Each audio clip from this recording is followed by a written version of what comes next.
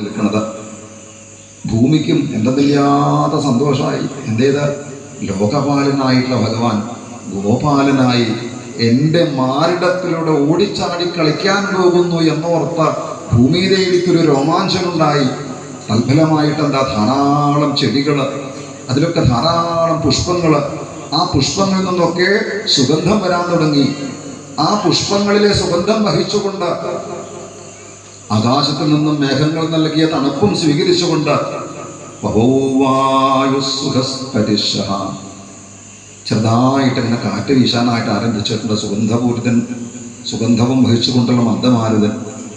ആകാശത്ത് ഗന്ധർവന്മാര് നിൽക്കുന്നുണ്ട്. എന്തിനാ? ഭഗവാന്റെ അവതാരമായാൽ പാട്ടുകൾ പാടണം. വിദ്യാധരന്മാർ നിൽക്കുന്നുണ്ട്. ആ പാട്ടുകൾക്കനുസരിച്ച് വാദ്യങ്ങൾ കൊട്ടണം.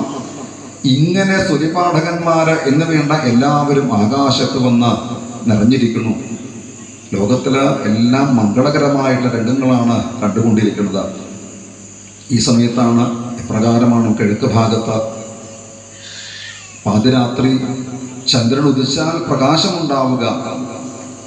അപ്രകാരം കംസന്റെ കാരാഗ്രഹത്തിലെ എല്ലാ ഇരുട്ടിനെയും ഇല്ലാതെയാക്കി പൂർണ്ണചന്ദ്രനെ പോലെ ഭഗവാനത പ്രകാശിക്കുന്നു. ഭഗവാനത അവതരിക്കാൻ പോകുന്നു. നീലതോയത മധ്യസ്ഥോ വിദ്യുല്ലേഖേ ഭാസ്വര എന്നാണ് നാരായണ സൂത്രം എന്ന യജുർവേദത്തിലൊരു മന്ത്രത്തിൽ പറയും. എങ്ങനെയാണ് ഭഗവാൻ നീലതോയത മധ്യസ്ഥ? ആ നീലതോയതം എന്ന് വെച്ചാൽ തയ്യാറായി നിൽക്കുന്ന കാർമേഘം എന്ന് വെച്ചാൽ ഇരുട്ടാണ്. ആ കാർമേഘത്തിന്റെ ഉള്ളിലൂടെ ഒരു ഇടിമിന്നൽ വന്നാൽ എത്രണ്ടും ശോഭയുണ്ടാവും ആ ഇടിമിന്നലിന്. ഇതുപോലെയാണ് ഭഗവാൻ. ആ കാർമേഘം പോലെ ഇരുട്ടാണ് അവിടെ. ഉത്തരായനം ദക്ഷിണായനം ഇങ്ങനെ 2 അയനങ്ങളാണുള്ളത്. ഒരു വർഷത്തില് 2 അയനങ്ങളുണ്ട്. 6 മാസം ഉത്തരായനവും 6 മാസം ദക്ഷിണായനവും. അതിൽ ഉത്തരായനം എന്നുള്ളത് ദേവന്മാരുടെ പകൽ സമയമാണ്. ദക്ഷിണായനം എന്നുള്ളത് ദേവന്മാരുടെ രാത്രി സമയമാണ്. ഭഗവാൻ അവതരിക്കാൻ തിരഞ്ഞെടുത്ത ചിങ്ങമാസം ദക്ഷിണായനമാണ്. ദേവന്മാരുടെ രാത്രിയാണ്. അതിൻ്റെ ഒരു ഇരുട്ട് അവിടെയുണ്ട്. തമോ ഗുണപ്രധാനിയായിട്ടുള്ള കംസൻ, ആ തമോ ഗുണം എന്നുള്ള ഇരുട്ട്, അനവധി ദുഷ്ടന്മാർ നിറഞ്ഞു നിൽക്കുന്നു എന്ന ഒരു ഇരുട്ട്. കംസന്റെ രാജ്യത്തിലെ തടവറയിൽ ആണ് ആ തടവറയാകുന്ന ഇരുട്ട്, ദക്ഷിണായനമാകുന്ന ഇരുട്ട്. ഈ ഓരോ മാസത്തിലും വെളുത്ത പക്ഷമുണ്ട്, കറുത്ത പക്ഷമുണ്ട്.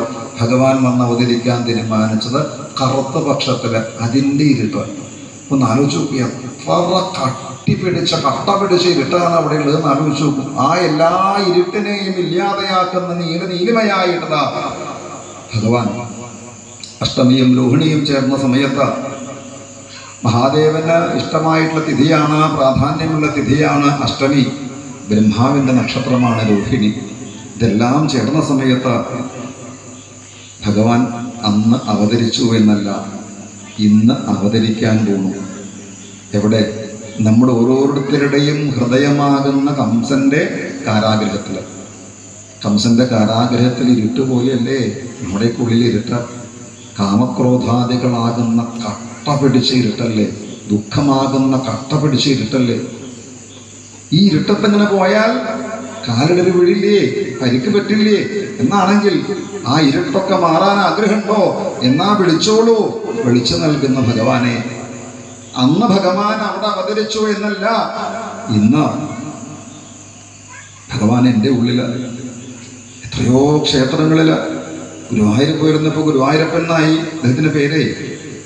ഓരോരോ സ്ഥലങ്ങളിലേക്കുമ്പോൾ ഓരോരോ പേരിലാണ്. ഇതാ ഇവിടെ പാറമേൽ തൃക്കോവിലപ്പൻ എന്ന് പറഞ്ഞിരിക്കുന്നു. എത്ര ക്ഷേത്രങ്ങളിൽ ഭഗവാനെ